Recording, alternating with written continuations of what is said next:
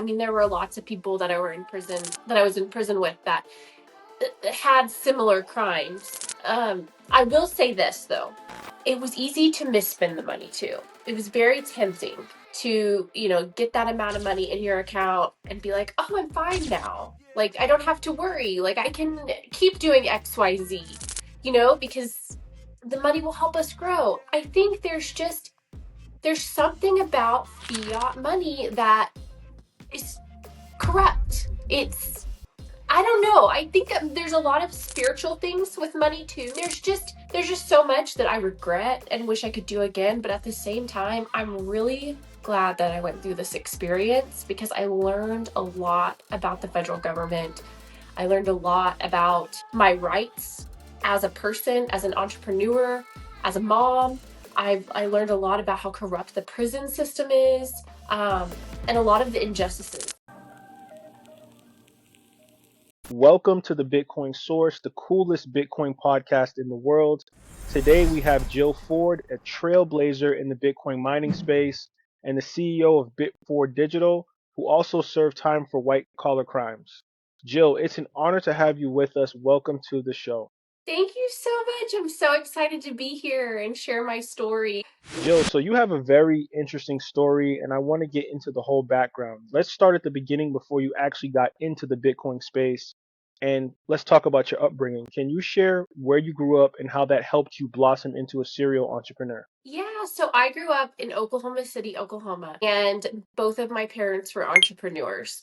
My dad was a CPA and my mom owned hair salons and she was a hairstylist. So watching them struggle being entrepreneurs is kind of how I started serial entrepreneuring myself. When I was about 8 years old, I would knock on people's doors and leave Avon books because my mom signed me up under her. Well, I actually wasn't really signed up. I just worked under, like, because kids can't sell things when they're not 18. So I just helped her. So I would go to apartment complexes, neighborhoods.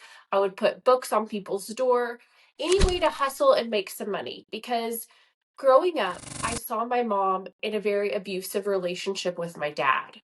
I love my dad. He's awesome, but he didn't he he didn't treat us the way we were supposed to be treated, to say it nicely. And to watch her struggle and not to depend on a man to take care of her really motivated me as a young child to hustle. So I was involved in all sorts of little entrepreneurial activities. I started my own eBay store at 10, selling things around the house. So I've always had this passion for online, e-commerce, the internet. So that's kind of how I started. That was my upbringing. Was definitely from two entrepreneurial parents and just the hustle to get out of a toxic relationship. So just any way to help my mom was really how it all began, how that spirit in me was ignited. Most definitely. And I really commend you for kind of putting your neck out there to really showcase what being an entrepreneur entails and how that upbringing kind of fostered that, because a lot of people are terrified to actually go out and create something or say, I'm the CEO, I'm the founder of this company, and taking those risks. So I really commend you, Jill, for having those kind of tumultuous beginnings, but then kind of blossoming into someone that's just really dedicated to the hustle and trying to find solutions to make people have a product or service that they really enjoy.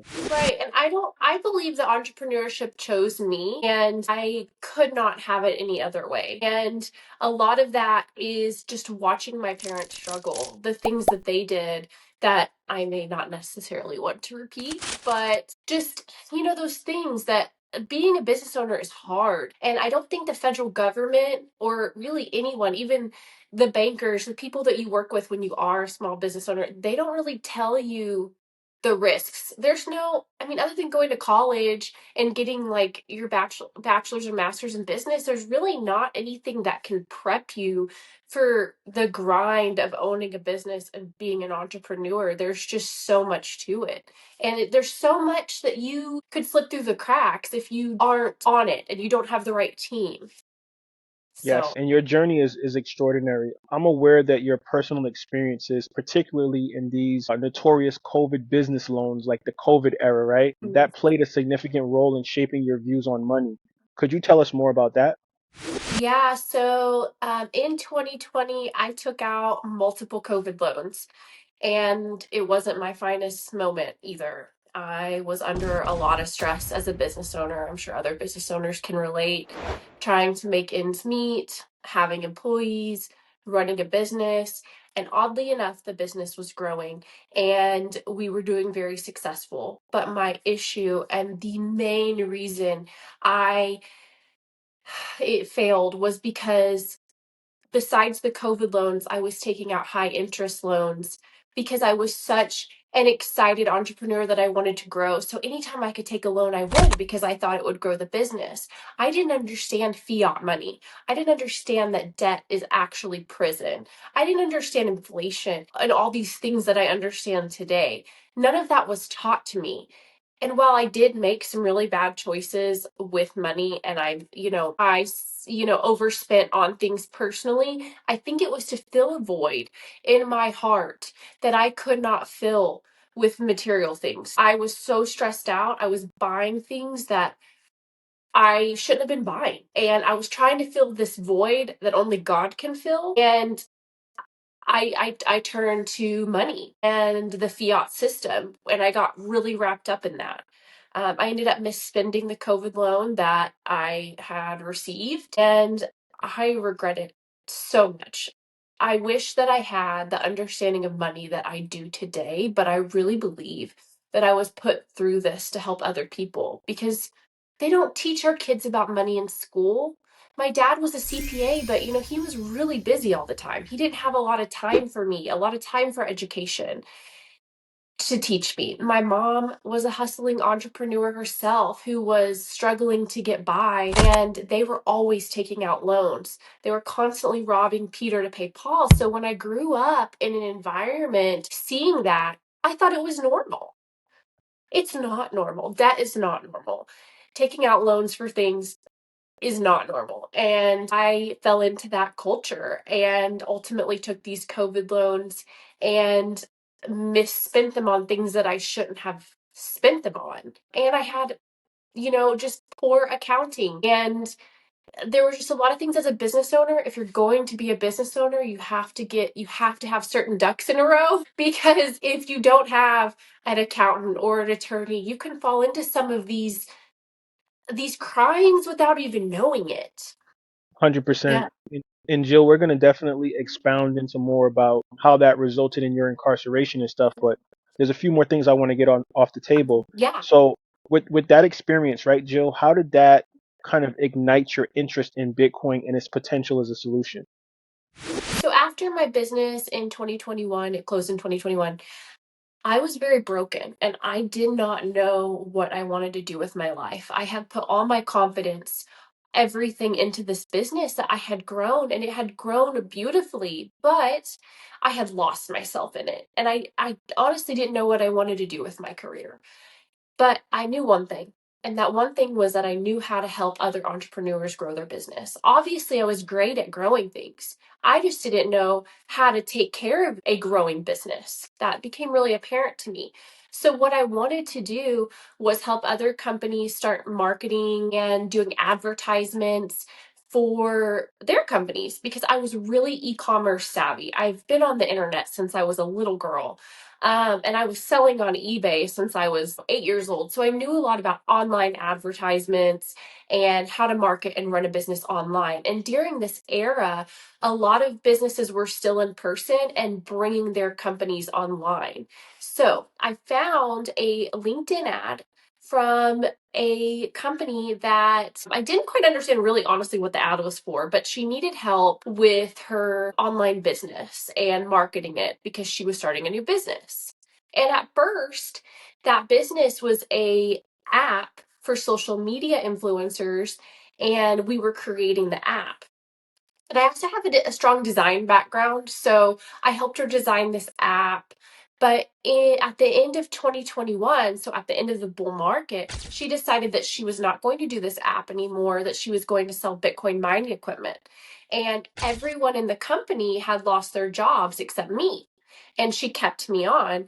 And she was like, "You're going to learn about Bitcoin mining. Here's a PDF on Bitcoin mining. Here's all the information. I need you to write a tutorial on how to set up a wallet on your phone." She mailed me an S9 that I hooked up in my apartment at the time. So honestly, it chose me. It really did. It found me. Bitcoin found me. And I had no knowledge of Bitcoin other than like radio ads. You hear like, oh, the guy that bought the pizza with the Bitcoin. That was my only knowledge of Bitcoin. I had no idea what it was. I went to my first conference, which was Bitcoin 2022. I walked in and I was like, this is where I'm meant to be. Like I felt like God strategically placed me here. I saw so much potential in it. I went and looked at the artwork that people create, and I saw a pair of Nike Air Force Ones that said Banks on it. And I was like, okay, I'm wearing need to be. I'm not much of a cusser either. So to resonate with that's a big deal to me. So I saw these pair of shoes and I was like, yes, you know what? Banks, because they do not educate small business owners. They don't. And it's not fair. It's not fair because when you're taking on these loans, they can afford to go buy or get attorneys and have a legal team. Small business owners can't afford to go get an attorney to look over a document. That's like extra money we could spend on payroll or elsewhere. So, and there's no education for business owners on these loans. So that's how I got into Bitcoin. Yeah, that's an awesome story about like your Bitcoin journey. And I mean, we can speak on this now because the time has passed, but it's obviously super, prevalent that the lockdowns kind of caused the squeeze on small businesses, which in turn forced owners to have to go and get loans because you couldn't have any customers come in unless you were doing an online business. So I Right. think that it was like a catch 22, like damn if you do, damn if you don't. And people were so quick to just sign up. Okay, I have 10 employees. They're all not working or they can't come in, so I need a loan for this amount of employees. And it's just a lot of paperwork and background stuff. And I think that I don't know if I could call it a setup, but it probably is like a setup where It's a a setup. lot, yeah, a lot of people got screwed over and they were just trying to stay afloat and keep their business alive. So I really love that you're transparent about that because there's a lot of people that have been incarcerated for it or are currently incarcerated for it, and they don't have a way or an avenue to actually speak about these experiences. I mean, there were lots of people that I was in prison with that had similar crimes. I will say this though. It was easy to misspend the money too. It was very tempting to, get that amount of money in your account and be like, "Oh, I'm fine now. Like I don't have to worry. Like I can keep doing XYZ." Because the money will help us grow. I think there's something about fiat money that is corrupt. I don't know. I think there's a lot of spiritual things with money too. There's just so much that I regret and wish I could do again, but at the same time, I'm really glad that I went through this experience because I learned a lot about the federal government. I learned a lot about my rights as a person, as an entrepreneur, as a mom. I learned a lot about how corrupt the prison system is, and a lot of the injustices. And I'm really excited to talk about it because no one talks about it. Nobody knows. It's almost like it's a secret what goes on in there. Most definitely, and I definitely want to dig into that now, like the impact of incarceration on not only your financial literacy, on the fight against fiat currency, but also just your personal life. Like, I'm aware that like it caused a strain in your marriage, and also, you can tell people like, okay, I went to prison for this, but they really don't know that experience unless they've lived it. So could you share what that experience taught you about the vulnerabilities of seeing all these different women inside of prison for white collar crimes and how those vulnerabilities affect our current financial system? Yeah, so I actually got sentenced in November 2023, and I surrendered two prison in January. My divorce was finalized December 2023. When I went into prison, I had no interest of being with my ex-husband.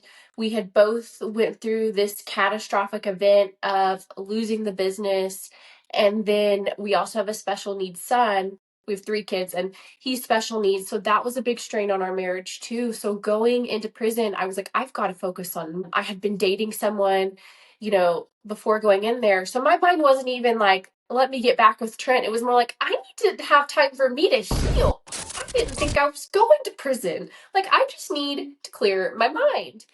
And I went into prison, and for the first time in a really long time, Trent, which is my fiance, which is my ex-husband, he started pursuing me. And that was a really beautiful thing. It wasn't something I was ready for in the beginning, but he saw when I was gone how much I had done for the kids, for him, how I was keeping everything together as a working mom and entrepreneur. And he saw the places where I really needed support and he wasn't giving that. And the way I've seen him grow as a man is an amazing thing. And a part of it is the beauty in the brokenness. So, and that's so powerful.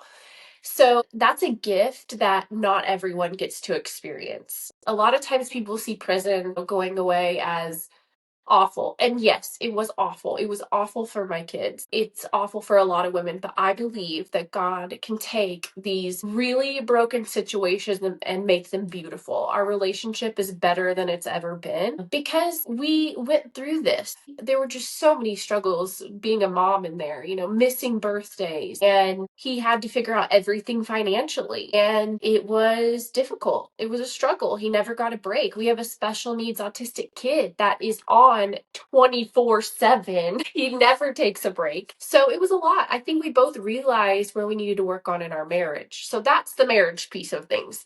Now, going in there and seeing women, it was really hard because there are women from all walks of life. There were women who were in there because they were bringing illegal citizens over the border, and they were getting $5,000 a person to bring them over, and they needed that money to survive because their husband just left them. There were stories about women bringing drugs over the border because they were just trying to come up with enough money so they could leave an abusive situation. And then, of course, there's also situations where there were just women who, were addicted to drugs, and they just. This episode is brought to you by Unbank, your go-to Bitcoin exchange with a network of over 28,000 Bitcoin ATMs across the US. Unbank makes Bitcoin simple and accessible. With trusted locations like CVS, Rite Aid, Walgreens, and Costco, buy Bitcoin with cash with no KYC required. Just your name, phone number, and email. Get cash instantly at an ATM or transfer to Venmo, PayPal, or your debit card with no wait time. And as a non-custodial exchange, Unbank never holds your money, unlike Coinbase, Swan, or Stripe. Independently owned since 2014, Unbank is the most trusted name in the game. And this new year, they're giving back. Enter to win $200 in Bitcoin by downloading the Unbank app and signing up at unbank.com/Bitcoin source. Click the link under thanks to our sponsors for more details. But hurry, this raffle ends February 28th. Don't miss the chance to snag free sats. Unbank your life.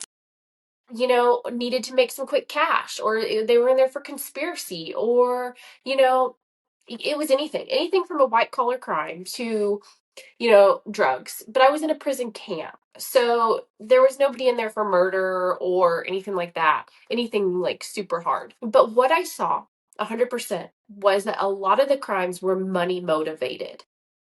So if money wasn't an issue, if they had more education about money, if they understood the effects of their actions, where would they be? Would they be in prison?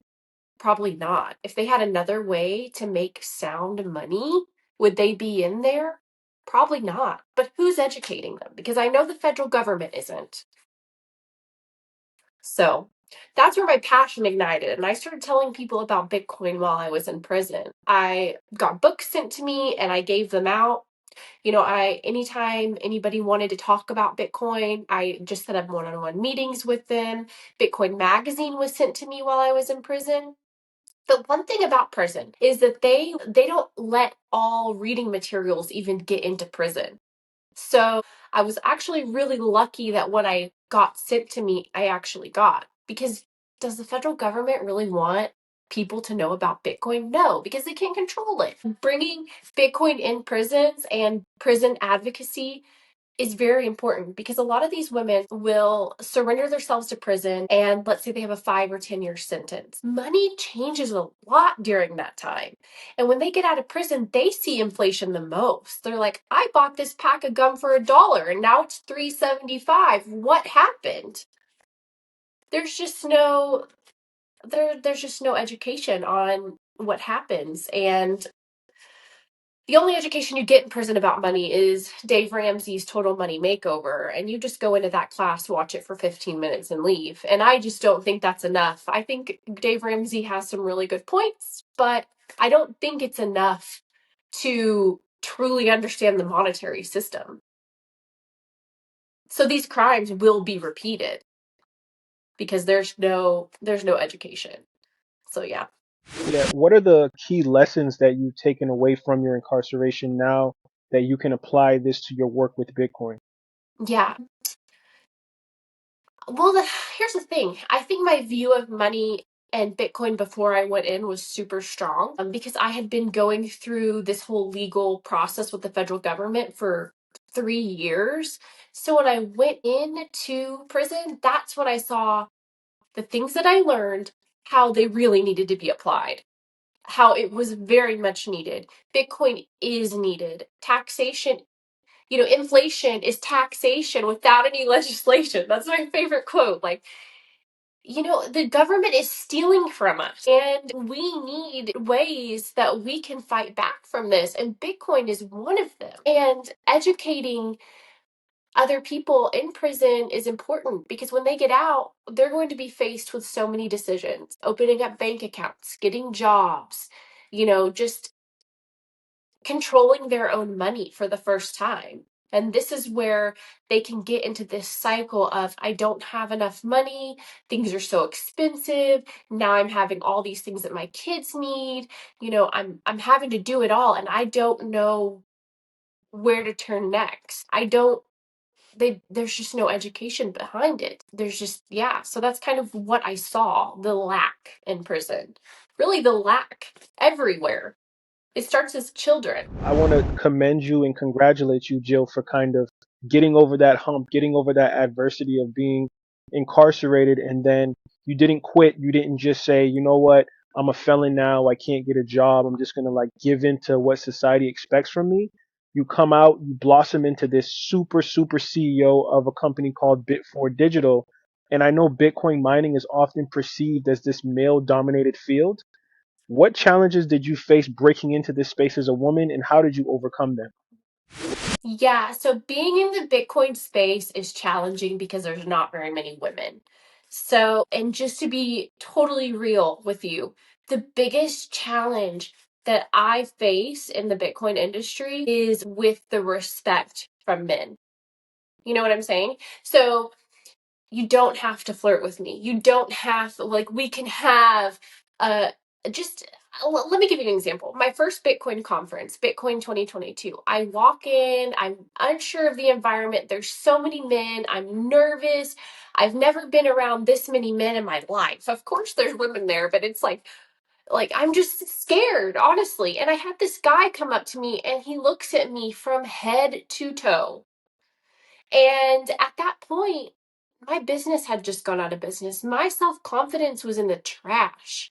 So I just felt very uncomfortable, is the good word. And I think men need to start bringing their wives and their daughters to these conferences because women are, we have this intuition that men don't have. That's in my opinion, we do. So, um, and so I think that could really help the Bitcoin industry. We have talents that God didn't give men. And I feel like that perspective is so important and so needed. And so I think That's the challengingest part of working with a lot of men. I've had to grow some really tough skin, and I just tell it like it is now, you know? So don't talk to me that way. I'll definitely be like, don't talk to me that way. That's not how you speak to me. If you want to have a business relationship with me, this is how it's going to be. Like, I just set the tone because when I first started in Bitcoin, I was very just weak and broken. But I do think that I had to go through this to strengthen myself and find myself again. So, Yeah, I agree with that 1,000%. Like, I have a daughter, my daughter's 4, and she is learning the early stages of this Bitcoin ecosystem because her dad is like a complete and utter nerd for this stuff. But I definitely agree with you. I've interviewed hundreds of women on this show, and I always tell them that women are the curators of culture, they're the curators of community, right? There'd be no men without women because you guys give birth to us, right? And I think that the Bitcoin ecosystem is very similar where it is very male dominated, especially in mining. Mining is like a big male dominated ecosystem within Bitcoin. And anytime I see a woman, whether it's you, Natalie Sklemensky, or like Lisa Huff, these are all women inside of the Bitcoin mining space. They all have these similar stories of dealing with men on a different level where, they don't respect you until they see like what your proof of work is. And I love to see what BitFord Digital is doing because you're kind of unorthodox, right? Like you could have easily just said, okay, we're going to become a mining company. We're going to run these rigs. But you said, you know what? We're going to actually facilitate the accessory side of the Bitcoin mining space. Oh, you need a new cord for your miner? I got you. You need this new, hash panel? We got you. And it's like, I want to kind of highlight Bit4 Digital. And could you explain to the audience, like, exactly what the business does and how you're going to kind of bring solutions to the Bitcoin mining ecosystem through that business? yeah, so in the Bitcoin mining space, I like to say that, and I repeat this phrase all the time, there is a lot of smoke and mirrors. There are scam artists, there are people that want to take advantage of you. And I do not want to take advantage of anyone. I want to help them. I want to be reasonable with, our prices and our margin. And that's because we want to help. We know that Bitcoin mining it's all about the ROI, your return on investment. And a lot of newcomers in the mining industry will come in and they will be taken advantage of, by different companies because they know that they wouldn't know any different.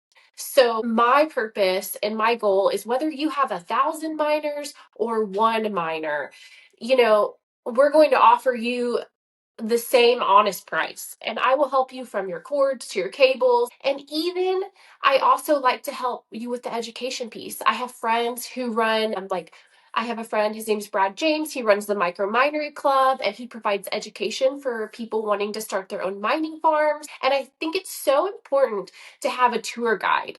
And so I just like to connect you with the people that I know and the resources I have so that you're with honest, genuine people that have your best interest in mind. And it's sad, but it's so hard to find people like that. And I only partner with people like that. If I have a bad experience with a supplier, I don't work with them again. In the past, I used to give them a chance. I just don't because there's no room for that in this industry.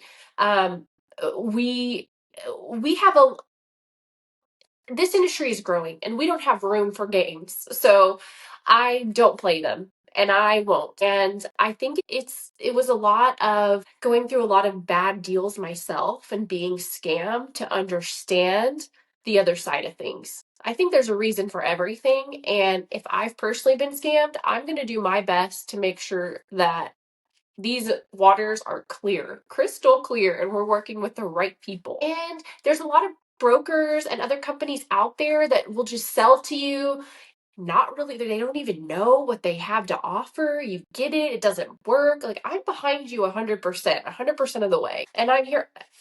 I just honestly am in awe sometimes of the things that I see. And I think I'm the best because I can help you navigate. And if I don't have the answer, I'm happy to connect you with someone that will. And there's just a lot of greed in this industry, and I feel like there's no room for it. So I'm not going to put up with it. Do you see the culture shifting? Like it's kind of crazy just hearing you speak, Jill. It makes me think about like what God has bestowed on you. Like you come from these tumultuous beginnings. you become an entrepreneur, you're kind of like green, you're kind of just naive. You go to prison, you get kind of toughened up. You come out, you become a founder of a Bitcoin mining company. You deal with scams, and then you already kind of have this aura about you where like you've been through some things in your life. So I think that a lot of men or just people in business are looking at you differently now because they're like, okay, Jill is really tough and she has the proof to show it, right? It's not like she just woke up and decided to become a founder. She's been doing this for years and years. And do you see the culture shifting? Like, do you see the role for women in this industry kind of changing as they enter the field? I think that we can show that we are just as competent as men to get the job done. If not, and we can do even a better job. I feel like the companies that have a lot of men on their team should look into hiring some women because we bring a special aspect to their team that men don't. Like, we're more empathetic, we care. And sometimes when you're in these situations, when you're selling equipment and things go wrong, because they always go wrong, just being there for support is what we can do. We can help navigate some of these situations. You know, men can kind of butt heads in situations where we can say, hey guys, look at it from our perspective. Let's move on. And sometimes you need a little bit of empathy. Everything isn't always black and white. I think that's a really special piece that women can bring to the industry. Yeah, I agree with that 100%. And they also miss out on talent and opportunities when their things are too black and white. I think, like you said, intuition is very important, especially in this industry where there's no like degree in Bitcoin. There's no way of like looking at someone's resume and determining that they're a good fit for a company, like, or even doing business with them, right? And I think that you being a woman, you have a conversation with someone for 5 or 10 minutes. I think that you can get an energy or a gist from someone better than a man can sometimes. And I think that that is vastly, vastly important in this ecosystem.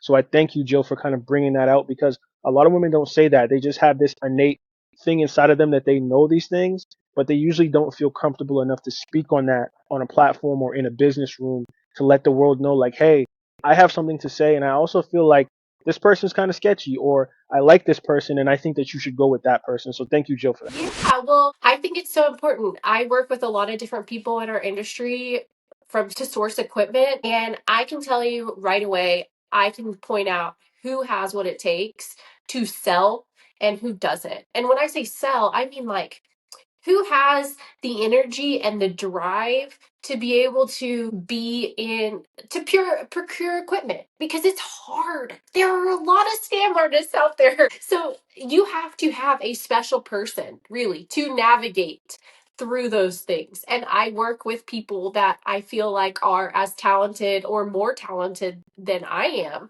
because when I surround myself with people like that, I only flourish. I steer clear from people who are, I can tell are wasting my time, are, leading me on. It's a lot like dating, honestly. Like you've got to ask a lot of questions and you can't be afraid to be yourself. And you just have to put out there what you need and what you want because no one can read your mind. That's one thing that women struggle with. We don't tell our wants and our needs, but we need to. We cannot be afraid of telling a person, whether business or personal, what we need, what we think they could improve on. That's our hidden talent. We need to be embracing it. I just see that a lot. So being able to find your voice is huge. What do you think is the most misunderstood aspect of Bitcoin mining? The most misunderstood. Oh, well, do you think would you think it's more on like, okay, there's a lot of moving pieces in Bitcoin mining. It's not just I can go plug this in and it run. I mean, you have to make sure that there is power and what your electricity bill is. I mean, Bitcoin mining is an exciting idea. I can just buy a Bitcoin miner on eBay, plug it in my garage, and I'm mining Bitcoin.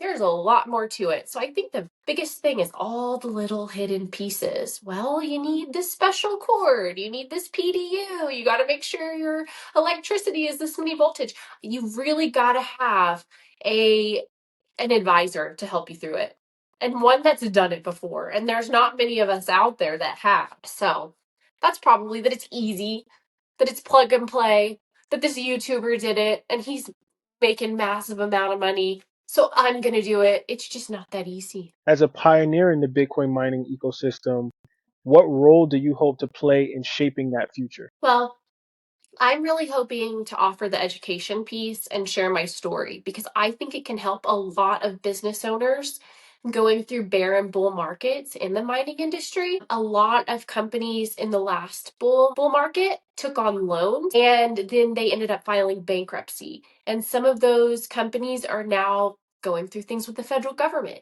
So if I can teach about a debtless business, a business that doesn't have any debt, that you don't have to take on loans and living within your means, I think that that would be a huge piece. Look what I went through. Look what happened to me. And, it's so fun and exciting to take on loans to grow your business. But at the end of the day, those loans have to be paid back. There's consequences.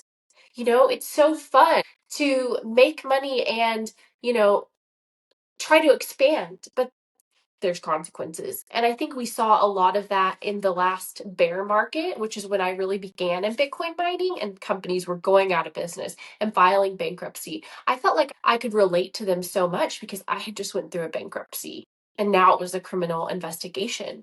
So just being able to get that awareness out there is super important because not a lot of people talk about it. Yeah, and you talk about consequences. Is there a specific mindset or approach you'd like to recommend for women looking to break into this space? I would just say that when you start out in this space, it's exciting to jump the gun and go at it 1000%. Take your time. Bitcoin isn't going anywhere. Learn it. It's not a get rich overnight, thing. It's honestly, it's proof of work, it's time, it's effort, it's dollar cost averaging, it's, you know, doing your research. Because if you aren't educated, people will take advantage of you. You just have to accept that. So I say take your time, get your feet wet, go at it slow. I know it's exciting to go all in during the bull market. Take your time. That's when the most scams happen. And another thing is if you're new to Bitcoin, make sure that you're not giving money to a random person to then put into Bitcoin. Make sure you're self-custodying your Bitcoin. And so those are some things that I would say. Take your time. Don't get too excited. Just learn it. Don't miss out on the education piece. That's huge. And Jill, looking back, what's one moment that stands out as a turning point in your Bitcoin journey? So I think one of the biggest moments was when I came home from prison and I started reaching out to my old colleagues, and they were so excited to work with me and they didn't judge me for what I had done. Bitcoin is a no judgment community, and I hope it stays that way. I know there's a lot of bankers and a lot of, you know, entrepreneurs that have been in banking that are coming in, but I'm really hoping that we stick with our truth, and that's, you know, accepting everyone.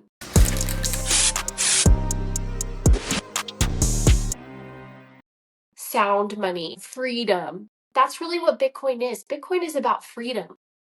It's about second chances. Bitcoin is the second chance to fiat money.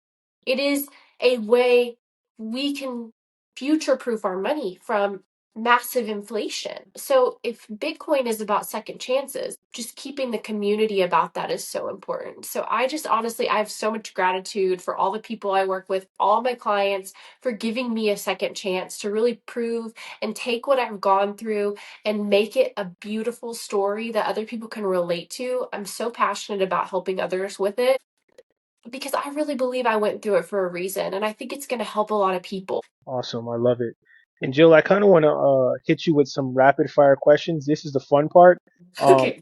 quick answers, quick questions. So, you ready? Yeah, let's go. What's one Bitcoin myth you wish to debunk?